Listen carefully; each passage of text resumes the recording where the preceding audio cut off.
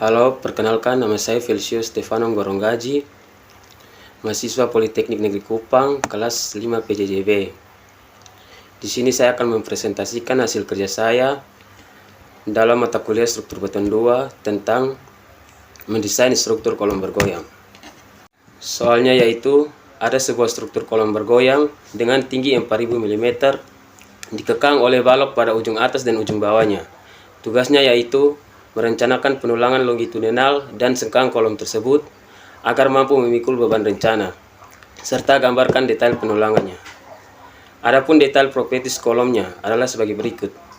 Yang pertama, lebar kolom 500 mm, tinggi kolom 500 mm, FC aksennya 28 MPa, FY-nya 420 MPa, diameter tulangan longitudinalnya 22 mm, diameter tulangan sengkangnya 12 mm, serta tebal selimut 40 mm. Adapun beban rencana yang diperoleh dari analisa 2D dengan menggunakan etaps. Beban yang dilibatkan adalah beban gravitasi dan beban gempa. Skema beban yang diterima oleh kolom dari hasil analisa struktur adalah sebagai berikut. Dapat dilihat pada gambar, di sini terdapat 3 analisa struktur. Yang pertama akibat kombinasi 1,2 DL tambah 1,6 LL. Yang kedua akibat kombinasi 1,2 DL dan 1 LL tambah 1 EQ, serta akibat kombinasi 0,9 DL tambah 1 EQ. Penyelesaian. Langkah yang pertama yaitu menghitung beban terfaktor yang bekerja dengan menggunakan kombinasi pembebanan yang ada. Dari kombinasi tersebut, dipilih nilai maksimum beban ultimate dan momen ultimate yang mungkin terjadi, yaitu PU didapat 1265,923 kN dan MU didapat 328,55 kN. Sehingga eksentritasnya dihitung dengan rumus MU dibagi PU dan didapat 259,53 mm. Kemudian periksa eksentritas minimumnya harus lebih kecil dari 30 mm. Langkah yang kedua yaitu lakukan desain awal penampang kolom dengan menggunakan grafik diagram interaksi kolom. Ukuran kolomnya yaitu 500 mm x 500 mm dengan nilai Y-nya 0,7 serta menggunakan nilai PU 1265,923 kN dan nilai MU 328,55 kN. Kemudian dihitung nilai KN dan RN. Untuk nilai KN, rumusnya yaitu PN dibagi dengan 0,65 dikali FC aksen dan AG kolom. Itu didapat 0,278. Sedangkan untuk mencari nilai RN, digunakan rumus KN dikali E dibagi H. Itu didapat 0,144. Kemudian dari grafik diagram interaksi diambil nilai ρg-nya 0,02 sehingga luas tulangan AST-nya didapat 5000 mm². Maka digunakan kolom berukuran 500 mm x 500 mm dengan tulangan utama 4, diameter 22 dan nilai as-nya 6079,04 mm². Langkah yang ketiga yaitu periksa kelangsingan penampang. Itu didapat dari rumus 1/12 dikalikan lebar kolom dikalikan tinggi kolom dipangkatkan 3 dan didapat hasil 5.208.333.333 mm pangkat 4. Dan cari nilai EC dengan rumus 4700 kali akar dari FC aksen didapat 24.870,06 MPa. Untuk penampang kolom, maka besar momen inersia bruto direduksi menjadi 0,70 IG. Kolom dengan panjang 4 meter memiliki EI per LC sebesar 22.668,02 kN. Untuk dua balok EIG per I sama dengan 300 kali 600 kali 5000 kali 2 didapat 1800 kN dengan nilai I yaitu 0,35 IG. Maka nilai EI per LB didapat hasil 630 kN. Selanjutnya yaitu menghitung faktor tanan ujung. Untuk faktor tanan ujung A dihitung dengan rumus sigma EI per LC kolom dibagi dengan sigma EI per LB balok, itu didapat 17,99. Sedangkan untuk faktor tanan ujung B didapat 0 untuk tumpuan jepit. Dengan menggunakan grafik nonogram faktor tanan ujung kolom, maka didapat nilai K yaitu 1,8. Sehingga nilai K kali LU per R didapat hasil 48. Nilai K kali LU per L melebihi 22 tapi kurang dari 100, sehingga pengaruh kelaksingan penampang harus diperhitungkan dalam perencanaan. Langkah yang keempat yaitu mencari nilai LU per R. Itu didapat 26,67. Karena nilai LU per R lebih kecil dari 80,3, maka nilai MU tidak perlu dikalikan dengan faktor pembesaran. Langkah yang kelima yaitu menghitung nilai PC. Diketahui nilai EC yaitu 24.870,6 MPa, nilai ES 2000 MPa, nilai IG 5.208.333.333 mm pangkat 4, dan nilai ISE 268.085.664 mm pangkat 4. Untuk perhitungan EI portal bergoyang, maka nilai rasio geser tetap dapat diambil sama dengan 0, sehingga nilai EI didapat 79.523,4453 kali 10 pangkat 9 Newton mm. Setelah didapat EI, maka bisa dihitung nilai PC-nya dengan rumus Pi pangkat 2 kali EI dibagi dengan K kali LU pangkat 2. Itu didapat 15.124,79 kN. Kemudian kolom yang direncanakan hanya satu, jadi nilai PU-nya yaitu 1245,7 kN. Sehingga dapat dicari nilai faktor pembesaran momen dengan rumus 1 per 1 kurang sigma PU dibagi 0,75 kali sigma PC. Didapat hasil 1,1234. Nilai tersebut harus lebih besar sama dengan 1. Dan didapat nilai MC 369,81 kN. Kemudian masuk ke langkah yang keenam. Beban rencananya adalah PU sama dengan 1245,7 kN dan nilai MU adalah 369,81 kN. Sehingga didapat nilai E-nya yaitu 0,29624 meter atau sama dengan 296,284 mm. Nilai E harus lebih besar dari E min yaitu 30 mm.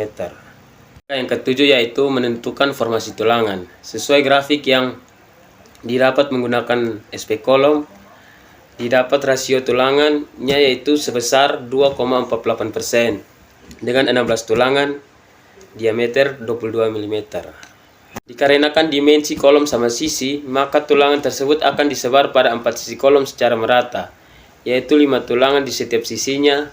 Untuk itu, perlu dipastikan bahwa jarak bersih antar tulangan memenuhi syarat SNI 2847 tahun 2019, pasal 25.2.3 halaman 560. Pada pasal tersebut diatur bahwa spasi bersih antar tulangan harus tidak kurang dari nilai terbesar dari S lebih besar sama dengan 40 mm atau S lebih besar sama dengan 1,5 dB sama dengan 1,5, lebih besar sama dengan 22 sama dengan 33 mm atau S lebih besar sama dengan 4/3 di agregat sama dengan 4/3 kali 30 mm sama dengan 40 mm. Jadi syarat jarak bersih adalah S harus lebih besar sama dengan 40 meter. Rumus untuk menghitung jarak bersihnya yaitu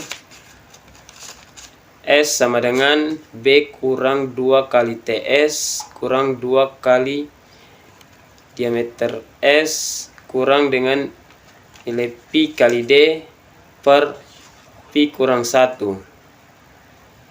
Kemudian jarak untuk 5 tulangan pada satu sisi penampang kolom yaitu FS didapat 71,5 mm, lebih besar dari 40. Langkah yang ke-8 yaitu mendesain tulangan geser kolom. Pada tahap ini akan dilakukan desain tulangan geser berdasarkan gaya geser terfaktor yang terdapat pada tabel kombinasi pembebanan di atas. Nilai FU yang diambil adalah yang terbesar dari 3 kombinasi beban yang digunakan dalam analisa struktur, yaitu nilai FU-nya sama dengan 470 kN atau sama dengan 470.000 Newton. Setelah itu hitung nilai kuat beton FC dengan rumus 0,17 kali 1 tambah NU per 14 AG dikalikan lambda kali akar FC aksen kalikan BWD, itu didapat 244.983,5 Newton. Setelah itu periksa syarat kemampuan penampang dalam menerima beban geser. Dalam hal ini diambil nilai FU yang paling besar, yaitu 470. Untuk memenuhi syarat, nilai tersebut harus lebih kecil dari 7.596,41 Newton. Hal ini berarti ukuran penampang kolom tersebut sudah memenuhi syarat. Apabila tidak, maka penampang tersebut perlu dibesarkan. Kemudian hitung nilai FS rencana berdasarkan kategori yang telah ditentukan. Itu didapat nilai FS yaitu 381.683,13 Newton. Setelah itu tentukan jarak tulangan gesernya berdasarkan SNI 2847 tahun 2019. Batas minimum penentuan jarak antar tulangan geser adalah S-min lebih besar sama dengan 43 di agregat, S-min lebih besar sama dengan 4/3 kali 40 mm, dan S-min lebih besar sama dengan 53 mm. Dari jarak maksimal yang diukur dari pusat ke pusat sengkang tidak melebihi dari nilai terkecil 16 dB untuk tulangan sengkang atau 48 dB untuk tulangan longitudinal atau dimensi terkecil komponen struktur. Itu didapat S max untuk tulangan sengkangnya 192 mm, S max untuk tulangan longitudinalnya 1056 mm, dan S max untuk dimensi terkecilnya yaitu 600 mm. Nilai dari 3 persamaan tersebut akan diambil nilai yang paling kecil sebagai S max-nya, yaitu nilai 192 mm. Jadi persyaratan jarak tulangan geser kolomnya yaitu nilai S harus lebih besar sama dengan 53 mm, harus lebih kecil sama dengan 190 mm. Dengan batasan tersebut akan ditentukan jarak tulangan sengkang rencana S sama dengan 100 mm. Pertama, menghitung nilai AF-nya dengan rumus FS kali S dibagi FGT kali D, itu didapat nilai 397,58 mm². Setelah itu pastikan nilai AF aktual berdasarkan tulangan geser yang digunakan.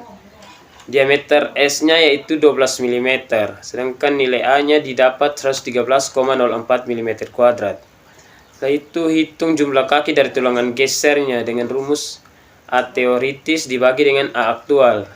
Didapat 3,52 dibulatkan menjadi 4, sehingga luasan aktual tulangan geser pada daerah tumpuannya didapat 452,16 mm².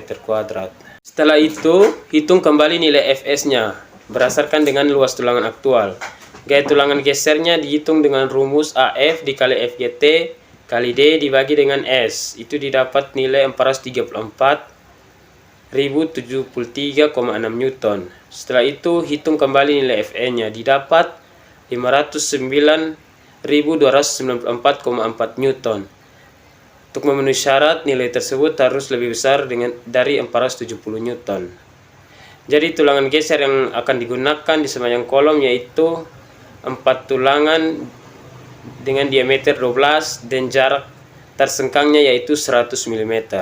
Adapun hasil akhir dari desain kolom yang bisa dilihat di gambar berikut ini. Ini merupakan gambar detail kolom yang telah dihitung yang menggunakan 12 tulangan longitudinal dengan diameter 22 mm dan tulangan cengkang berdiameter 12 mm. Dan yang ini merupakan gambar tampak depan dari kolom tersebut. Sekian penjelasan dari saya, semoga video ini dapat bermanfaat. Terima kasih.